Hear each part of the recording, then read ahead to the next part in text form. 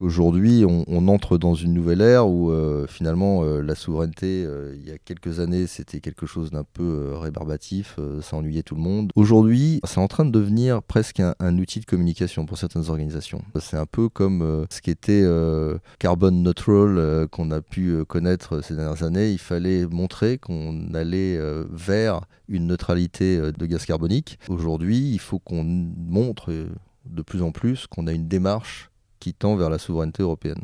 Et ça, c'est intéressant comme prise de conscience. Bienvenue dans Les Résilients, le podcast des super-héros du numérique. Un podcast produit par NetMedia en partenariat avec Splunk. Splunk aide les organisations à être plus résilientes grâce à sa plateforme unifiée de sécurité et d'observabilité. Bonjour à tous, bienvenue dans un nouvel épisode des Résilients. Vous le remarquez, on est un peu en vidéo, ce qui change. Les Résilients, par contre, ça ne change pas, c'est toujours le podcast des super-héros du numérique. Un podcast produit par Splunk by Cisco, podcast que j'ai le plaisir de faire depuis tant d'années avec Audrey Williard, Senior Content Marketing Manager chez Splunk. Bonjour Audrey. Bonjour Bertrand. Tout va bien ? Bah super. On est bien là, on est installé tranquillement et on va faire comme l'année dernière. En fait, l'année dernière, on avait fait déjà un podcast comme ça, en version longue, en version vidéo, format où on prend le temps de discuter avec un invité qu'on va vous présenter et on remet ça. Exactement, cette année pour le Forum in Cyber, donc le FIC, qui se déroule à Lille comme tous les ans. Cette fois-ci du 31 mars au 2 avril pour être plus précis. On assiste comme chaque année à cet événement. On n'est pas tout seul, il y a d'autres entreprises comme Outscale par exemple qui participent et on a envie d'entrer un petit peu dans le vif du sujet, de prendre le temps et donc c'est une version longue comme tu l'as dit. On est 1 heure aujourd'hui ensemble. Le thème du FIC cette année, c'est maîtriser nos dépendances numériques. Ça tombe bien parce que c'est un peu le sujet dont on va parler. On va parler donc aujourd'hui d'un de ces sujets majeurs de 2026, qui sera évidemment la souveraineté. On parlera de cloud, de multi-cloud, de data et évidemment largement de souveraineté dans ce podcast. Exactement. Et pour ça, on a l'invité adéquat, franchement. Et oui, on a bien réfléchi. On s'est dit non, il y a une personne qui est la bonne personne pour y répondre à ces questions. Bonjour Jérôme Sandrini, tu es CRO, donc Chief Revenue Officer de Outscale et tu nous accueilles aujourd'hui chez vous. Absolument. Bonjour Audrey, bonjour Bertrand, je suis ravi de vous accueillir chez Outscale. Outscale qui est une marque du groupe Dassault Systèmes, rappelons-le, et donc qui est la marque Cloud souverain du groupe Dassault Systèmes. Exactement, je voulais te présenter, mais ça y est, tu l'as fait mieux que moi. En fait, vous êtes fournisseur de cloud souverain, donc opéré par Dassault Systèmes et qualifié SecNum Cloud 3.2. On aura l'occasion d'en reparler parce que c'est important. Il n'y a pas tant d'acteurs que ça qui le sont sur le marché. On va poser pas mal de questions sérieuses, Audrey, pendant tout ce podcast. On va poser des questions sérieuses, mais comme la dernière fois, on va aussi avoir des petites chroniques un peu plus légères que Jérôme, tu vas découvrir en direct. Donc ne sois pas déstabilisé. Si tu ne sais pas, tu peux mettre un petit arrêt. Mais le but, c'est aussi de pouvoir avoir des réactions à chaud. De façon ludique. Je suis prêt. Allez. Il y aura des devinettes, c'est un peu ça l'idée. En fait. Oui, on s'est un peu inspiré de tout, des vrais faux. On va avoir des images à commenter. On va avoir un petit peu à la Combini des Fast and Curious, mais à découvrir dans quelques instants. Super, ça change un peu d'une interview traditionnelle. Let's go. Bon, on commence par contre par une question assez traditionnelle. Est-ce que tu peux nous présenter Outscale dans la galaxie Dassault Systèmes et plus largement dans le monde du cloud français ? Oui, tout à fait. Alors, Outscale est donc, je le disais tout à l'heure, la marque cloud du groupe Dassault Systèmes. À ce titre, on a un métier historique qui est d'opérer les plateformes applicatives, les plateformes SaaS du groupe Dassault Systèmes partout dans le monde. Quelque part, on opère ces plateformes-là pour les 350 000 clients du groupe Dassault Systèmes qui donc utilisent les applicatifs du groupe. Et on a également une mission très importante qui nous a été confiée, qui est de fournir un cloud d'infrastructure à nos clients externes et un cloud d'infrastructure souverain. On connaît tous les enjeux européens de souveraineté numérique et nous sommes aujourd'hui un acteur parmi d'autres, mais un acteur important, un acteur qui est doté d'une ambition et d'une réelle mission pour faire la différence justement sur ces questions de souveraineté européenne. Et justement, la souveraineté numérique, donc c'est un peu le thème du podcast. Chacun a sa définition. Pour toi, c'est quoi exactement ? Est-ce que c'est juste là où on stocke les données ? Alors non, là où on stocke les données, c'est une petite partie de la souveraineté numérique. Pour pour le groupe Dassault Systèmes, pour Outscale en particulier, la souveraineté numérique est réellement associée à un contrôle de son architecture logicielle et infrastructure. Et donc, qui dit contrôle dit bien sûr localisation, mais également qui opère, quelle est la structure juridique qui opère les applications et donc qui gère les données. Et donc c'est toute cette chaîne qui va définir une dépendance ou non et une implication ou non envers des lois extraterritoriales à l'Europe. Jérôme, c'est pas l'alpha et l'oméga en soi, la souveraineté. Quand un client vient chez toi, chez Outscale, quel est le pain point, comme on dit en anglais, quelle est la vraie douleur en fait avec laquelle il vient? Est-ce que c'est un problème juridique, un risque juridique, ou est-ce que c'est l'envie tout simplement, ou la nécessité de reprendre la main sur son infrastructure? Alors, tout d'abord, c'est pas nécessairement un pain point qui pousse les clients à venir chez nous. On a également des clients qui viennent chez nous parce qu'on a un formidable service commercial, on a un super support client. C'est aussi des bonnes raisons pour lesquelles certains clients nous rejoignent.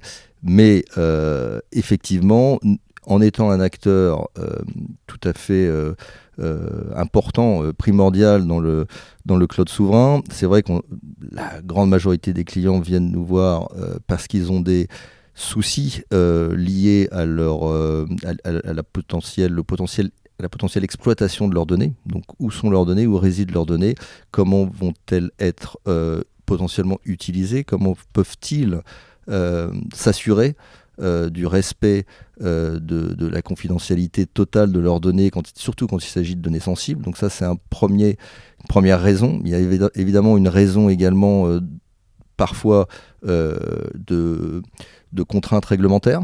Certaines organisations, qu'elles soient publiques ou privées, ont des contraintes réglementaires qui vont les obliger à potentiellement à trouver un partenaire qui va leur garantir un certain nombre de règles de sécurité et d'indépendance aux lois extraterritoriales.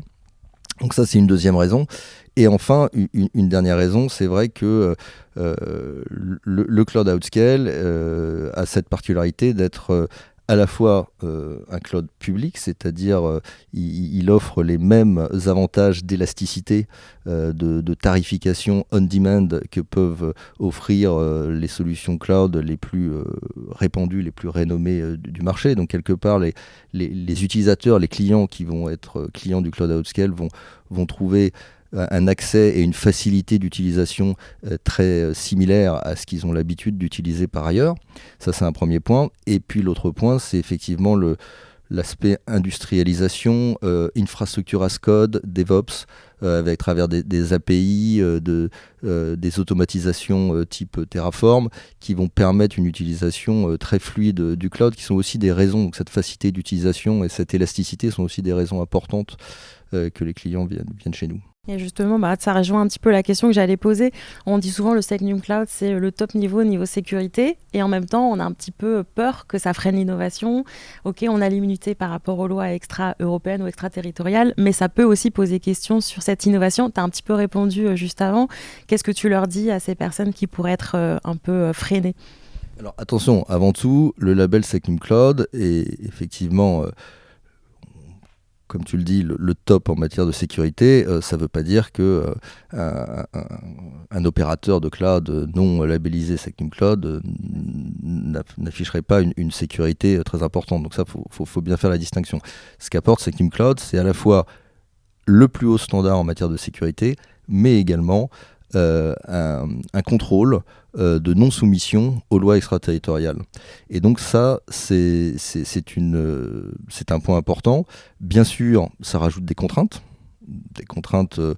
pour opérer, on aura l'occasion d'y revenir. Mais en aucun cas, ça va freiner l'innovation et ça va freiner potentiellement le type d'utilisation que peuvent faire les clients de l'infrastructure as a service ou du plateforme as a service qui vont être offerts et labellisés Secnum Cloud. Au contraire, je dirais dans le cas d'Outscale, comme j'en parlais tout à l'heure, tout est fait pour qu'il n'y ait aucune contrainte du point de vue de l'utilisateur on a d'ailleurs une région non SACNUM Cloud, on a une région SACNUM Cloud et une région non SACNUM Cloud. Il n'y a aucune différence d'utilisation, aucune différence d'accès, aucune différence de performance, aucune différence de catalogue de services entre notre région SACNUM Cloud et non SACNUM Cloud. Donc aucune contrainte technique qui va être apportée au client, à l'utilisateur de la plateforme cloud. Justement, vu de la direction commerciale que tu connais bien, comment ce label SACNUM Cloud en fait devient un vrai argument business, pas simplement pour la DSI, mais aussi pour la direction générale et puis pour la continuité de l'activité tout simplement, quoi. Les choses changent et évoluent clairement avec le contexte. On connaît aujourd'hui une situation géopolitique, une certaine tension internationale qui existe aujourd'hui, qui n'existait pas il y a quelques années, en tout cas qui n'étaient pas les mêmes. Ça fait prendre conscience à certaines organisations de l'importance et des risques qui sont encourus. Donc ça, c'est un vrai changement de mentalité. Je dirais les risques n'ont pas vraiment évolué, c'est les mêmes depuis de nombreuses années. Les risques par rapport à la donnée, par rapport à s'assurer de cette confidentialité, la manière de traiter des données sensibles. Je dirais qu'aujourd'hui, il y a deux choses qui accélèrent les choses. C'est effectivement le contexte international, mais il y en a un autre, c'est l'accélération sur l'IA au niveau de toutes les organisations. Parce que quand on parle d'IA, on parle d'infrastructures complexes, on parle d'infrastructures chères, on parle d'infrastructures on va dire, qui est difficile à la fois à maintenir dans le temps, qui est rapidement obsolète parce qu'il y a une telle innovation, une telle évolution en matière d'IA, que quand on fait de l'IA, d'une part, on touche directement à de la donnée, et pour tirer tous les bénéfices de l'IA, il faut que cette donnée soit la donnée de l'entreprise. Donc on touche directement aux données de l'entreprise. Et d'un autre côté, on touche à des problématiques qui sont très difficiles à déployer on-premise. Donc le cloud devient quasiment une obligation quand on veut faire de l'IA. Donc combiner le fait qu'on ait des données sensibles sur lesquelles on veut appliquer ces modèles d'IA avec le fait qu'on a ce besoin de le faire et de l'opérer sur un cloud, génère une accélération de la demande et de l'intérêt autour de SACNUM Cloud, en ce qui nous concerne. On va revenir là-dessus d'ailleurs, Audrey, tout à l'heure, sur l'IA et sur le cloud justement. On va rentrer dans un cas précis, en fait, c'est celui de la CNAF, la Caisse nationale des allocations familiales. Vous travaillez à Outscale avec eux depuis un petit moment. Cette collaboration, elle a commencé quand, Jérôme ? Alors, cette collaboration avec la CNAF, comme beaucoup d'agences publiques, finalement, le secteur public est bien sûr un client, je dirais, un secteur d'activité de facto très friand de SACNUM Cloud, ça semble évident. Donc je dirais que Outscale est devenu assez rapidement une évidence pour certains projets de la CNAF, de par à la fois cet aspect proche, en termes, c'est ce que je décrivais tout à l'heure, en termes d'architecture du cloud Outscale, on est sur du cloud public, de l'élasticité, un service de stockage objet.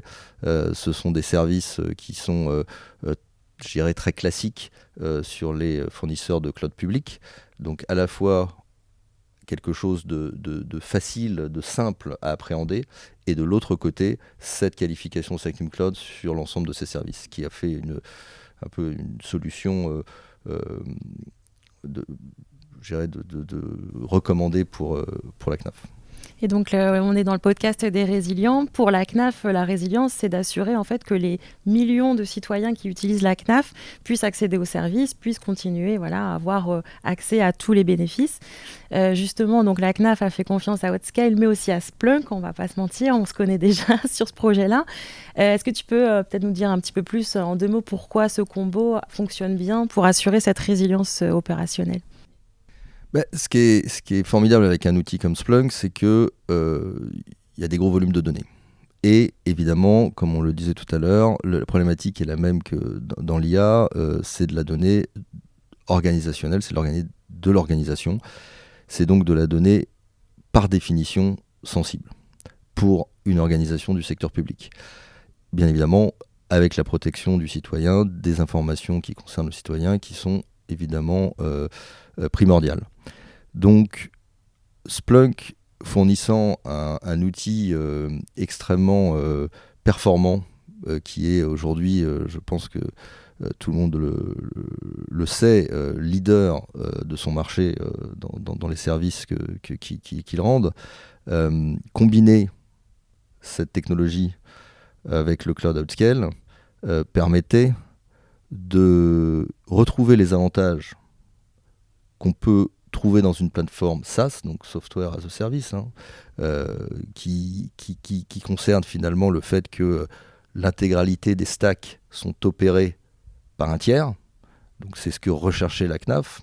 Elle voulait vraiment à la fois simplifier son exploitation pour pouvoir bénéficier des services du cloud. Aujourd'hui, combiner une offre managée Splunk sur Outscale permet à la CNAF d'avoir le meilleur des deux mondes, c'est-à-dire à la fois de bénéficier du cloud, ce qu'elle ne pouvait pas faire, tout en préservant et en ayant le même niveau, voire même un niveau de sécurité supérieur que si elle l'avait opéré on-prem. Voilà, donc on est sur vraiment ces avantages forts.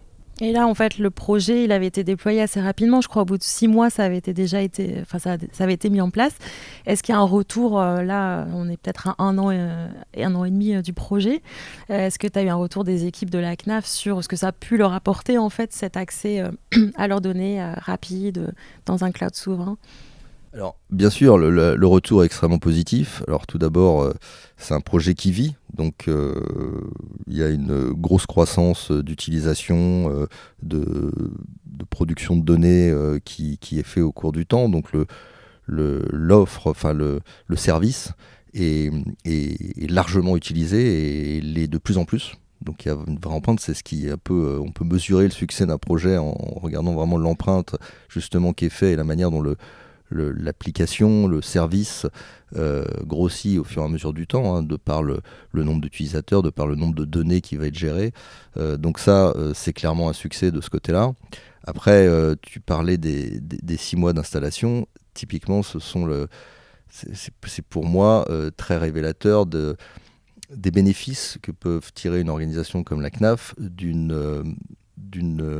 offre, d'un service qu'on a proposé avec Splunk, qui est donc un blueprint pré-déployé, pré-intégré, qui permet d'éviter tous les écueils d'un déploiement on-prem, de devoir opérer ou de faire opérer par un tiers son environnement. Tout ça, le fait d'avoir des acteurs comme Splunk et Outscale qui vont proposer ce service un peu clé en main, va permettre de vraiment faciliter notamment le déploiement et de rentrer dans un mode opérationnel du projet extrêmement rapidement. Et ça va faire peut-être des émules dans d'autres secteurs publics, mais en même temps, je pense que le secteur public, ça reste effectivement la voie la plus logique en fait pour proposer du cloud souverain. Mais tu le disais, tu voyais aussi d'autres types d'industries qui étaient intéressées aussi par ça, pour d'autres raisons, parce que les données critiques, c'est pas propre qu'au secteur public. Alors absolument, tu as tout à fait raison. Alors tout d'abord, il est intéressant de mentionner que cette offre Splunk Outscale, on a assez rapidement réussi à la répliquer. Donc il y a un vrai intérêt. Cette success story finalement a fait des petits, parce que depuis on a 3 autres projets en cours sur ce type d'offre. À la fois secteur public d'ailleurs, mais avec un intérêt du secteur privé. Donc je vais y venir. Donc en fait, pour répondre à ta question, aujourd'hui, historiquement, le secteur public le faisait par obligation. Donc il faut savoir qu'une offre de type Outscale en Secnum Cloud va vraiment permettre d'être une alternative à ce qui est fait aujourd'hui et déployé on-premise. On ne va pas chercher à être directement compétiteur des hyperscalers qu'on connaît tous, des GAFAM, etc. C'est pas l'objet. On cherche vraiment à aller adresser de la donnée sensible qui ne peut pas, de toutes les manières, aller sur ces environnements. et qui aujourd'hui, par défaut, sont traités on-premise. Et donc l'intérêt d'une offre comme Outscale, c'est de pouvoir offrir les bénéfices du cloud à une organisation qui, jusqu'à présent, pour un certain type de données, ne pouvait pas aller dans le cloud, et donc rester on-premise. Et donc c'est là où, historiquement, bien sûr, le secteur public était naturellement client de ce type d'offre, mais le secteur privé, de plus en plus, donc on voit dans des industries qui sont fortement réglementées, que ce soit les services financiers, la défense, la santé. Tout ça sont évidemment des industries qui ont des régulateurs forts sur justement l'utilisation qui est faite des données, la sécurisation de ces données, et sont des organisations qui traditionnellement gardaient beaucoup d'applications on-premise. Et donc aujourd'hui, le fait d'avoir Secnum Cloud, le fait d'avoir le contexte international qui met l'accent sur quelque chose qui existe depuis très longtemps, mais donc qui va forcément intéresser certaines organisations, qui vont se dire pourquoi on n'irait pas nous aussi sur une infrastructure Secnum Cloud, même si on n'y est pas obligé. Voilà. Donc c'est un peu ce qu'on voit aujourd'hui de plus en plus, c'est ce mouvement d'organisations qui n'ont pas l'obligation d'aller sur du Secnum Cloud, mais qui y sont intéressés. Jérôme, j'avais dit qu'on reviendrait sur l'IA, on va y revenir. Comment est-ce que vous préparez-vous le terrain chez Outscale pour que des entreprises justement comme la CNAF puissent bénéficier de l'IA générative sans jamais sortir justement des données du périmètre de confiance? Ça, c'est une sorte de question à 1000 € là. L'IA, forcément, et surtout les large language models, donc les LLM, par définition, gèrent des très gros volumes de données, et des données qui sont directement des données de l'organisation. Parce que si on veut avoir de la valeur, si on veut générer de la valeur d'un LLM, c'est pas en allant scroller le web que ça va nous apporter grand-chose. Donc il faut que ces modèles-là soient étendus aux données propres de l'entreprise. Et donc là, on touche réellement le niveau sensible des données. Et donc, ces moteurs d'IA qui, par définition, sont très gourmands en compute, en infrastructure, vont générer un vrai problème, une vraie dualité pour les entreprises qui vont se dire « j'ai mes données, je ne peux pas les mettre dans le cloud, mais en même temps, je dois faire fonctionner, je dois avoir mon programme d'IA déployé rapidement si je veux rester compétitif. » Et donc, on a cette dualité de dire « compliqué d'aller dans le cloud, mais en même temps, j'ai pas le choix si je veux faire de l'IA. » Et donc nous, on répond à cette question avec Outscale, justement. Jérôme, on t'avait prévenu qu'il y aurait des capsules inattendues dans ce podcast, version vidéo. C'est le moment de la première, un vrai ou faux? C'est exactement ça, donc on passe à la chronique vrai ou faux. Donc je vais te parler de 2 anecdotes. Il faudra trouver laquelle est vraie et laquelle est fausse. Et bien sûr, c'est aussi l'occasion pour toi de commenter un peu et de me dire ce que tu en penses de ces anecdotes. Qu'est-ce que ça dit de la souveraineté numérique? Alors, c'est pas très long, tu verras. La première anecdote, c'est une entreprise européenne qui a dû rapatrier ses données en urgence après un changement de loi. Et pourtant, cette entreprise n'avait pas bougé un seul serveur. La deuxième anecdote, c'est qu'un régulateur a considéré qu'un chiffrement fort pouvait être suffisant pour dire que la souveraineté était garantie.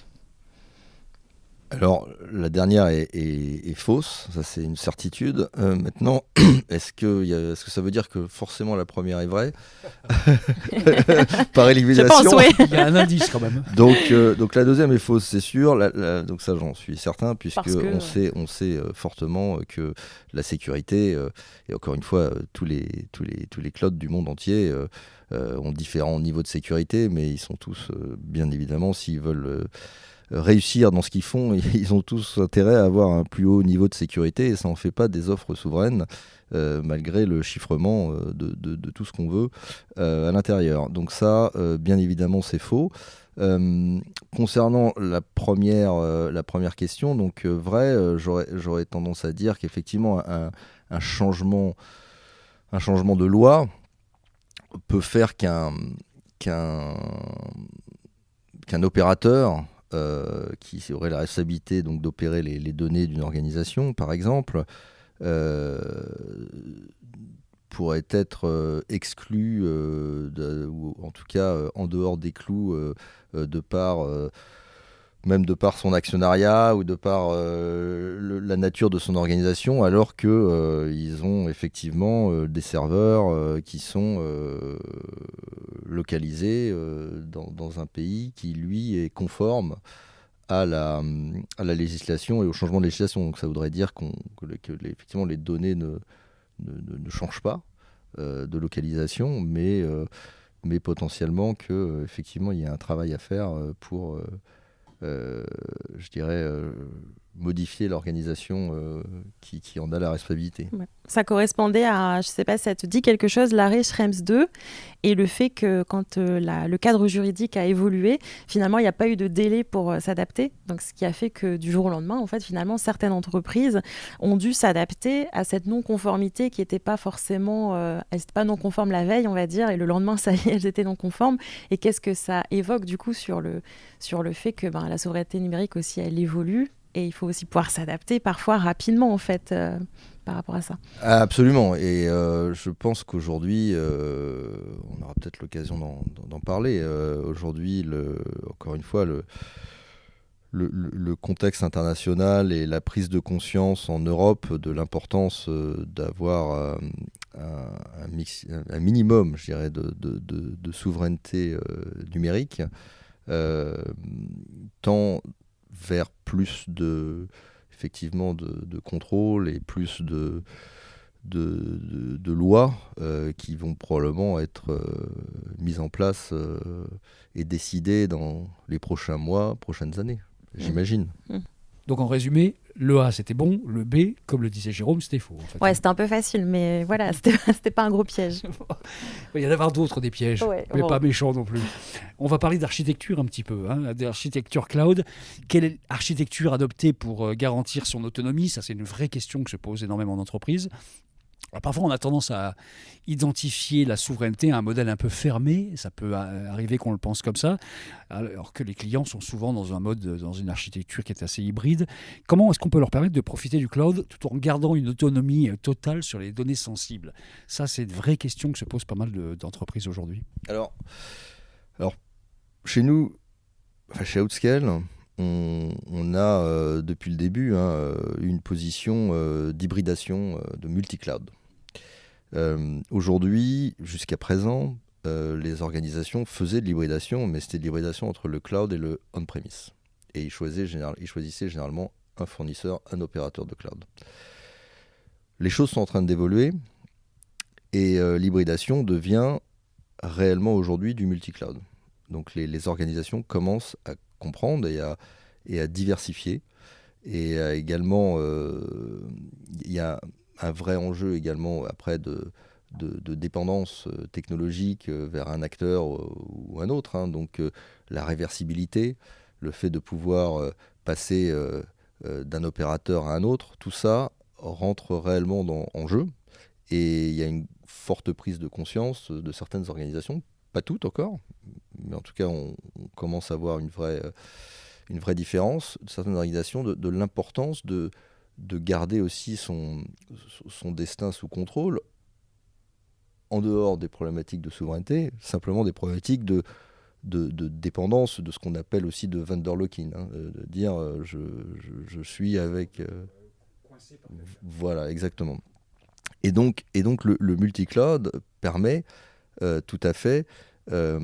chez Outscale, nous n'avons pas aujourd'hui la prétention de couvrir tout le catalogue de services que peut couvrir un AWS par exemple ou un Google qui fournit ces services-là depuis des années. Néanmoins, on a un catalogue qui est assez complet et on a une roadmap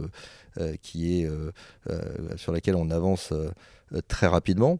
Mais néanmoins, il est évident que pour le client, de pouvoir trouver les meilleurs services par rapport à son contexte et par rapport à son besoin, et maintenant par rapport au niveau de sensibilité des données qui vont être opérées par ces services, ça lui permet réellement d'avoir une politique et d'orienter vers le bon fournisseur en fonction de la problématique et des besoins. Et donc nous, on est fortement sur ce modèle-là, et on est régulièrement en train de travailler avec des clients qui mettent en place ce type d'architecture et qui ont la possibilité, avec plusieurs fournisseurs, de travailler avec des clouds très traditionnels pour certains workloads, et certains autres qui font appel à de la donnée sensible, d'aller sur Outscale. On peut même garder un tout petit morceau de on-prem, finalement.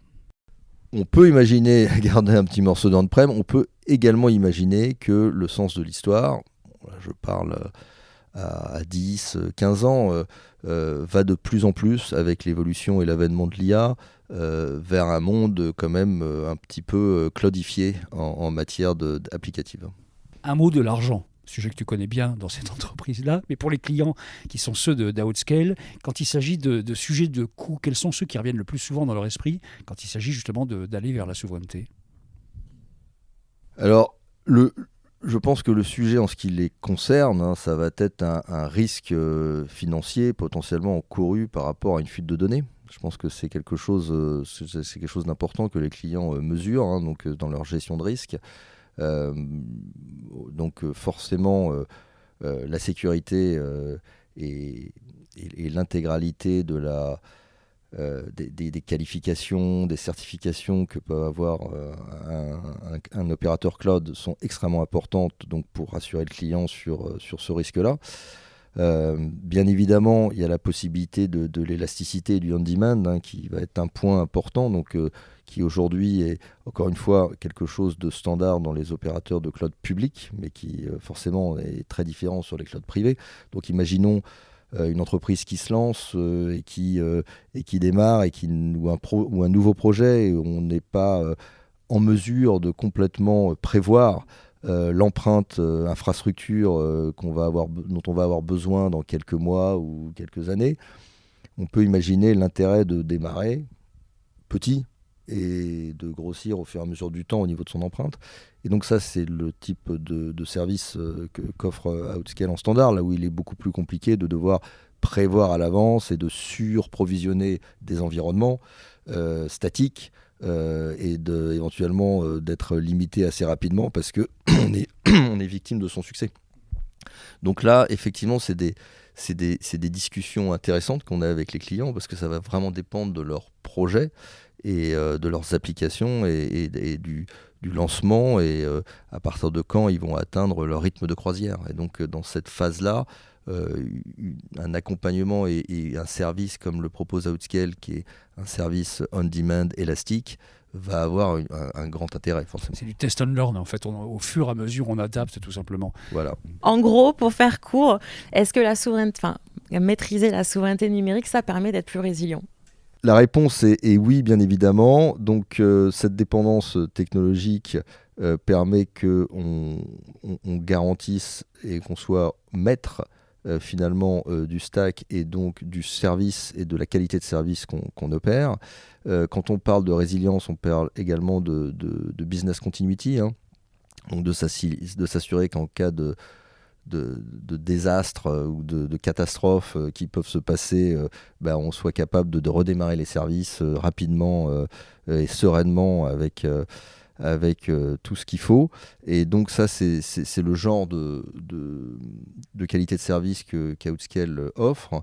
Et donc cette résilience, pour nous, elle est inhérente également avec cette souveraineté qui permet, encore une fois, d'être maître de ses dépendances, d'être maître de son stack, et donc de contrôler ses architectures, et donc de faire en sorte que un service et une qualité de service et une sécurité va être garantie et pérenne dans le temps pour les clients.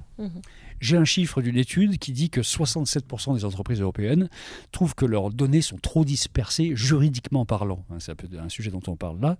Est-ce que chez Outscale, ça permet en fait de créer une forme de vrai havre de paix des données et d'avoir une traçabilité de bout en bout ? Alors oui, c'est important. Et encore une fois, je fais le parallèle avec l'IA. Où bien souvent, on va dire l'exemple un peu simple, c'est c'est le collaborateur qui sort de sa réunion et qui demande à ChatGPT de faire un résumé de la réunion et de faire les minutes, tout simplement en envoyant des informations qui potentiellement sont des informations confidentielles de l'entreprise. Ça n'arrive jamais, ça. Ça n'arrive jamais, bien évidemment, mais on peut imaginer que ces informations, quand on les rentre dans le service ChatGPT, je pense à cet exemple-là parce que je pense qu'il parle à tout le monde, et ben on ne sait pas où ces données sont parties. On ne sait pas ce qu'elles vont devenir, on ne sait pas comment elles vont être utilisées, on ne sait pas comment elles vont être détournées, on ne sait pas du tout ce qui va devenir de ces données-là. On sait désormais qu'elles seront utilisées de toute façon. On le sait, ça c'est on ne sait pas comment, mais on le sait. Donc ça, c'est un risque majeur. Et d'ailleurs, toutes les entreprises, les organisations ont bien sûr interdit à leurs collaborateurs de faire ce genre de choses et essayent de développer très rapidement des outils qui justement permettent de contrôler où va être la donnée et s'assurer qu'elle ne va pas être utilisée justement. Et donc la réponse est bien évidemment que on est dans un environnement où la souveraineté et SecNumCloud permet cette traçabilité et de garantir que ces données ne vont pas être utilisées, exploitées et même consultées par qui que ce soit. Jérôme, on va revenir dans quelques instants assez rapidement sur le thème de l'IA parce qu'il y a encore des choses à dire. Mais voici une nouvelle capsule d'Audrey, un Fast and Curious sur, devinez quoi, la souveraineté numérique. La souveraineté numérique.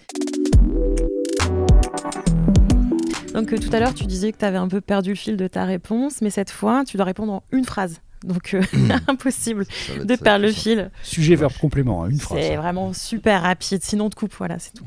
Okay. Alors, ma première proposition, pour toi, la souveraineté numérique, est-ce que c'est d'abord juridique ou stratégique ? Les deux, mais plutôt stratégique aujourd'hui. Ça a été juridique dans le passé, stratégique. Ça fait peut-être deux phrases, mais allez, on accepte. Localiser les données, suffit-il encore aujourd'hui ? Non.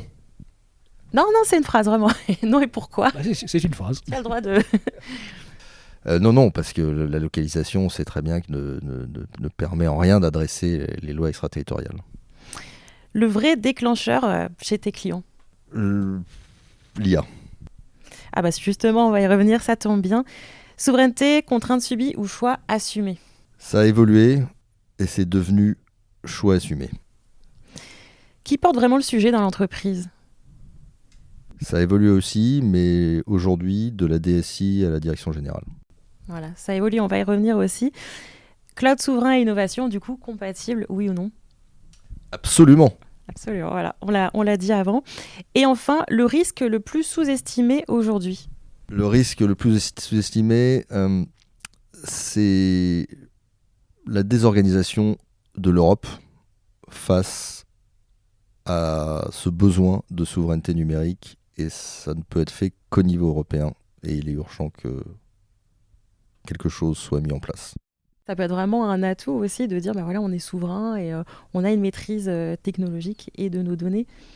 Alors oui, moi j'ai même tendance à dire que le contexte international fait qu'aujourd'hui on entre dans une nouvelle ère où finalement la souveraineté, il y a quelques années, c'était quelque chose d'un peu rébarbatif, ça ennuyait tout le monde, effectivement c'était perçu comme une contrainte.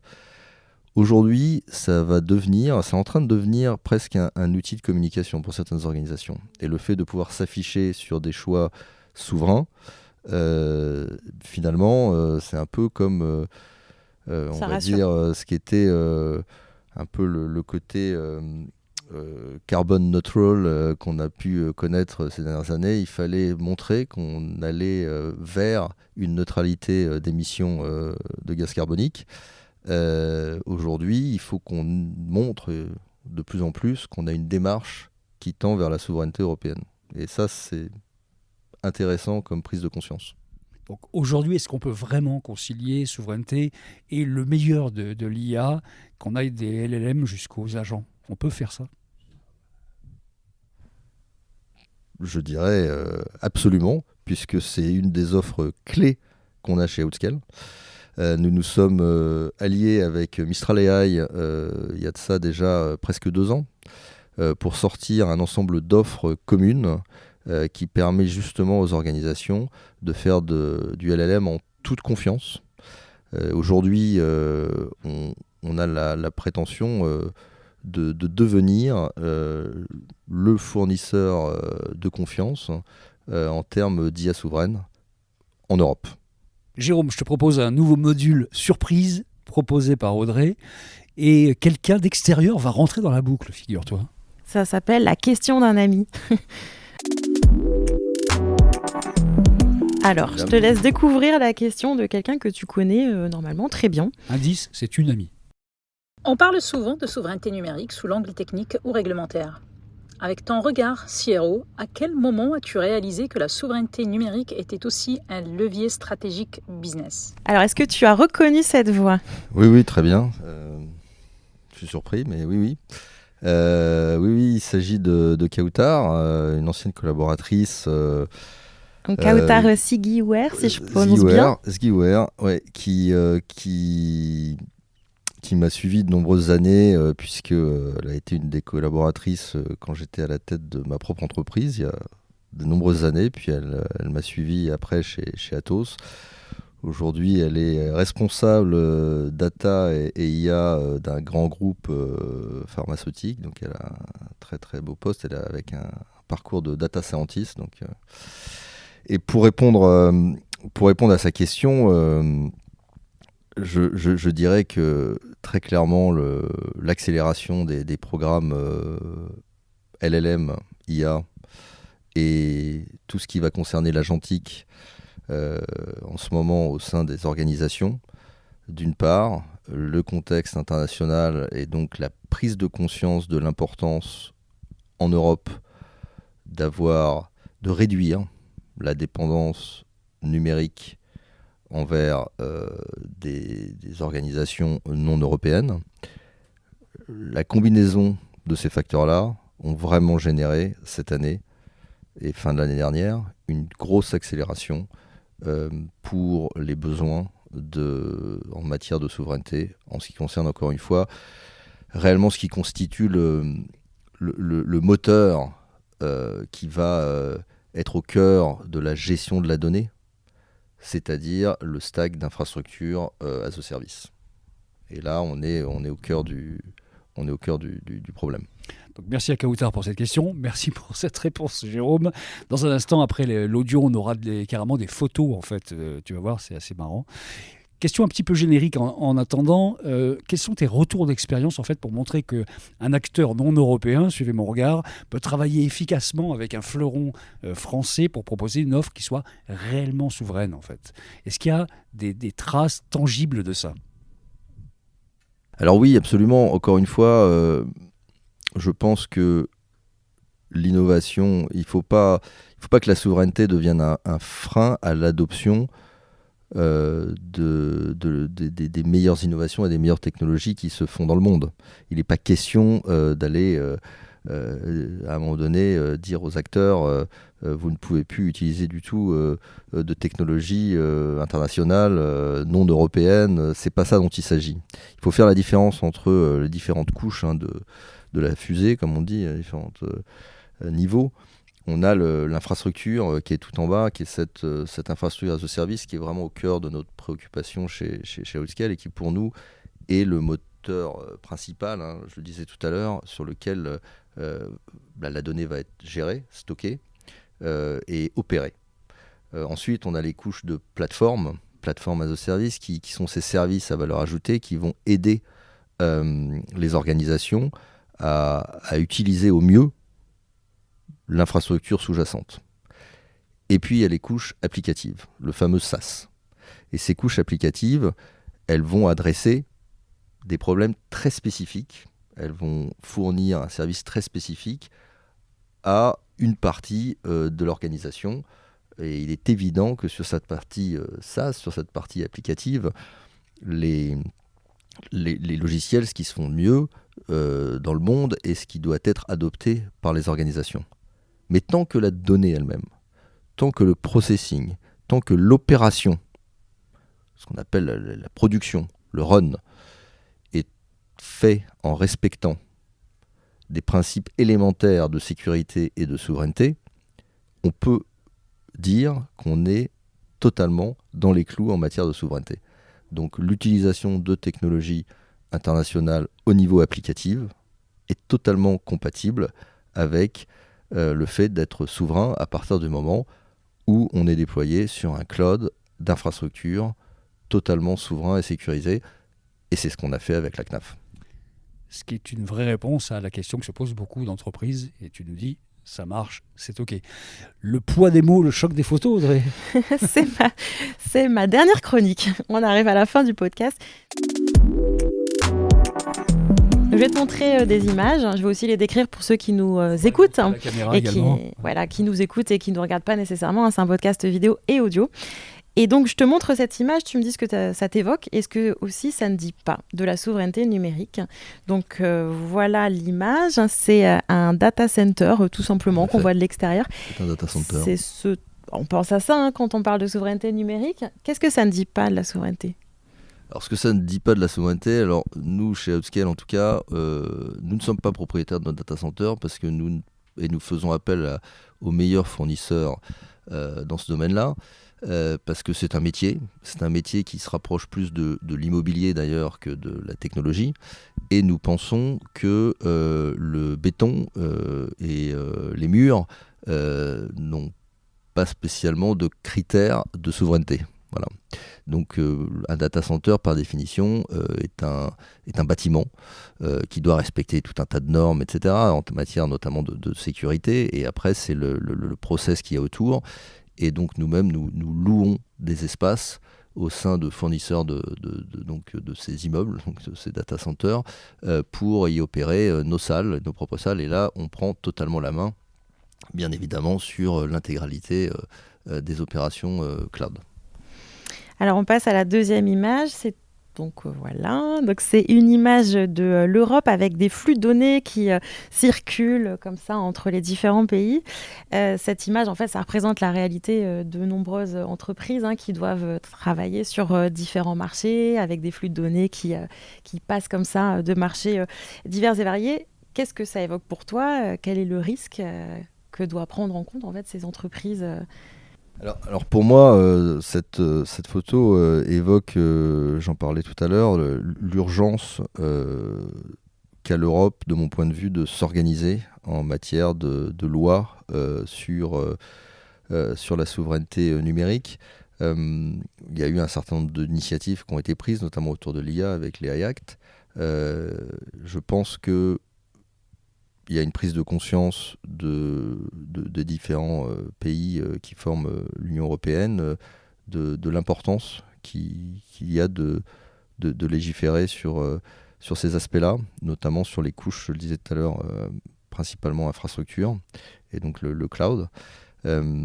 L'IA aussi, puisque il y a cette gestion de données, et donc je pense que tous ces pays, effectivement, ont leur réglementation, leurs propres idées, leurs propres concepts, mais les enjeux dans le monde dans lequel on vit aujourd'hui sont européens, définitivement. Et donc il faut que ces différents pays s'accordent pour parler d'une seule voix en matière de souveraineté numérique. Très clair. Et ma dernière image, donc c'est des personnes autour d'un bureau, on imagine le COMEX. En tout cas, je te mets sur la voie. Qu'est-ce que ça t'évoque justement ? On en parlait un petit peu tout à l'heure, la souveraineté. Est-ce qu'on pense tout de suite à ce genre d'image quand on parle de souveraineté, c'est-à-dire des discussions au sommet des entreprises ? Alors oui, on peut imaginer qu'effectivement, qui dit souveraineté dit aussi, encore une fois, données sensibles, secret de l'entreprise, propriété intellectuelle, exposition financière et juridique, définitivement protection des données des citoyens, des consommateurs, des patients.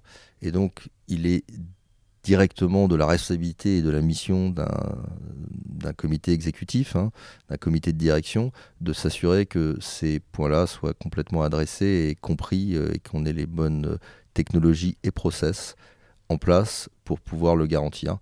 Et donc voilà ce que m'évoque cette image. Et c'est une prise de conscience, finalement, tu avais dit avant c'était plutôt peut-être les équipes sécurité qui étaient impliquées aussi dans ça. Et maintenant, c'est un peu une prise de conscience au niveau de toute l'entreprise. Les équipes sécurité sont là pour conseiller, sont là pour expliquer, sont là pour donner des exemples, des risques encourus. Ils sont les référents, mais ils sont, de mon point de vue en tout cas, pas ou plus les décideurs. C'est une problématique directement de la direction générale aujourd'hui. Jérôme, on s'approche de la fin de ce podcast. Il y aura les 2 dernières questions sur les super-pouvoirs et les super-héros, puisque c'est le thème des Résilients, le podcast. Une dernière question quand même générique. Est-ce que, à ton avis, la souveraineté va devenir une condition pour faire du business en Europe dans un temps assez prochain ? Est-ce que ne pas être souverain, ce sera d'abord un risque financier avant un risque de conformité, finalement ? Alors oui, je pense qu'on se dirige vers quelque chose, et j'irais même jusqu'à dire, j'espère, qu'on se dirige vers une époque où, effectivement, ne pas être souverain en Europe, comme c'est le cas aujourd'hui aux États-Unis ou en Asie. Ne pas être souverain aux États-Unis présente quelques problématiques, surtout quand on veut vendre sur certains marchés. Donc ne pas être souverain en Europe, quand on veut commercialiser ses services à une entreprise européenne, je pense que demain, ça sera beaucoup plus compliqué que ce que ça l'a été jusqu'à présent. Donc la réponse est oui. Et donc aujourd'hui, je pense que la souveraineté va être un accélérateur de business pour les organisations qui, elles, peuvent démontrer un certain niveau de souveraineté.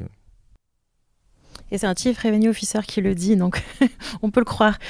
Les questions qui nous restent, comme à tous les invités, on pose les mêmes questions. Donc si tu pouvais avoir un super pouvoir dans le cadre de ton travail, qu'est-ce que ce serait et pourquoi ? Ce serait d'influencer la Commission européenne et essayer de faire en sorte qu'ils se dépêchent de s'aligner et de légiférer pour justement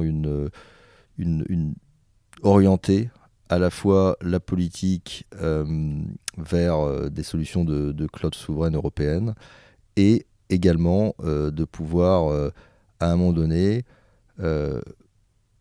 orienter également à la fois pour le public et le privé, 2 types d'organisations, avec bien sûr 2 niveaux de contraintes différentes. On n'est pas sur les mêmes niveaux, mais accélérer la réglementation pour que les choses soient plus claires et plus lisibles. Voilà. Je pense qu'aujourd'hui, certaines organisations sont perdues. Aujourd'hui, il y a des organisations à l'échelle européenne qui doivent gérer des réglementations et des contraintes différentes selon qu'elles opèrent en France, en Allemagne ou en Espagne. Je pense qu'une harmonisation de cette réglementation numérique est devenue indispensable. C'est une super réponse. On va essayer de trouver une façon d'illustrer tout ça. Et la dernière question, est-ce que tu as une super-héroïne ou un super-héros à nous recommander pour un prochain épisode ? Et pourquoi tu penses que cette personne, elle est intéressante pour parler de résilience ? Alors oui, il me semble qu'il pourrait être intéressant d'entendre une personne avec qui je travaille beaucoup en ce moment, qui est responsable pour toute une partie de l'IT de la banque dépositaire de BNP Paribas. Il s'agit de Julien Muller.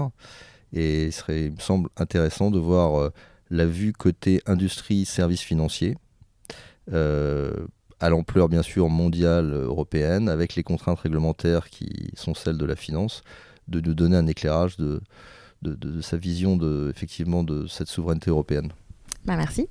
Merci beaucoup, Jérôme Sandrini. Merci à vous. Donc, tu es, je le rappelle, le CRO, Chief Revenue Officer d'Outscale, qui nous accueille aujourd'hui. Merci beaucoup d'ailleurs à Outscale de nous avoir accueillis pour ce podcast édition spéciale. C'est donc une édition spéciale long format des Résilients, en amont du FIC 2026 à Lille, comme on avait déjà fait. Le FIC, donc le petit nom du Forum in Cyber à Lille, je le rappelle. Outscale est présent au FIC. Dans le village Exatrust, je crois bien. Exactement. Et nous-mêmes, nous sommes également présents. On a un stand de Splunk et Cisco, comme l'année dernière. normalement, vous ne pouvez pas nous louper quand vous arrivez. On est tout de suite là, juste à droite. Bon, c'était le podcast des super-héros du numérique en version spéciale, donc produit toujours par Splunk, une filiale de Cisco, la plateforme qui renforce la résilience de votre organisation. Évidemment, Audrey, la version audio de ce numéro sera aussi disponible sur toutes les plateformes de podcast, comme d'habitude.